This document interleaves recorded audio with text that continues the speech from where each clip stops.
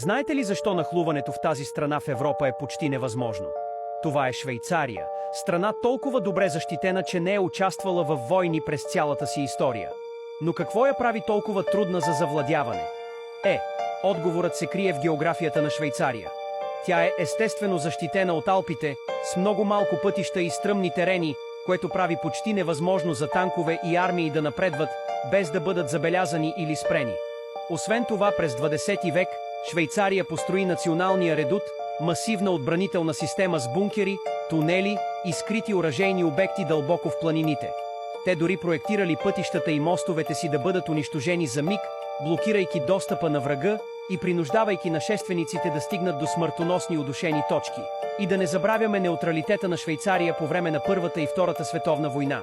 Докато страни като Германия, Франция, Великобритания и Съветския съюз се бореха за власт, Швейцария остана неутрална. Дори когато Германия окупира Франция на запад и Австрия на изток, Швейцария остава недокосната. И до ден днешен е успяла да остане далеч от опасността. Харесайте видеото и коментирайте за още видеа.